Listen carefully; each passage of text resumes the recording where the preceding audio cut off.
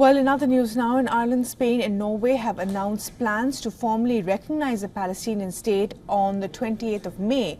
All three countries are hopeful that others will follow suit. The move has prompted Israel to recall its ambassadors from these nations.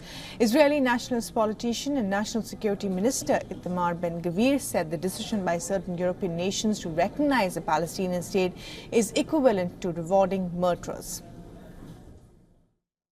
The states that today recognized a Palestinian state are giving a prize to the Nakba forces, to the murderers and the abusers, and to them I say, we won't allow even a declaration of a Palestinian state, not even a declaration of the establishment of such a state, God forbid. I say another thing, in order to annihilate Hamas, we need to go into Rafah all the way to uproot. The Norwegian Prime Minister said a two-state solution was the only alternative, while Ireland's Prime Minister Simon Harris said the decision will help create a peaceful future in the West Asian region. Spain has blamed Netanyahu for his inability to come up with a plan for Gaza's future. And if one thing is clear to me, it is that Prime Minister Netanyahu has no peace project for Palestine.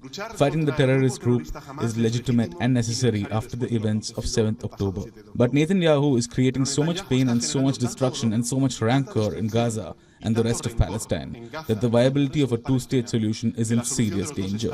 The Palestinian leaders welcomed the decision, with the Palestinian Liberation Organization calling it a historic moment.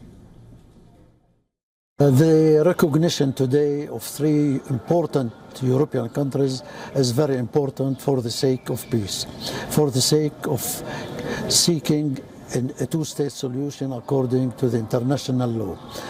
And we hope that the other European countries will follow, because this is the only way to achieve peace and stability in the world.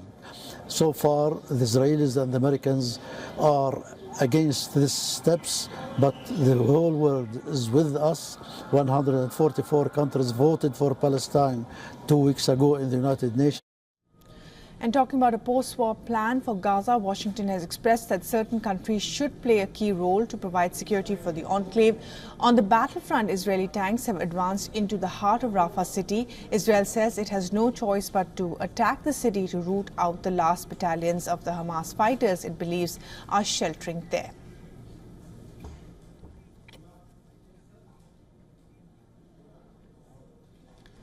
And our correspondent Jody Cohen spoke with the Israeli Prime Minister's spokesperson Tal Henreich on the recognition of a Palestinian state. Listen in to what she had to say. Firstly, I wanted to ask you about Ireland, Spain and Norway saying that they will recognize a Palestinian state next week. What does this mean in practice? In practice, this incentivizes more of Hamas's doing.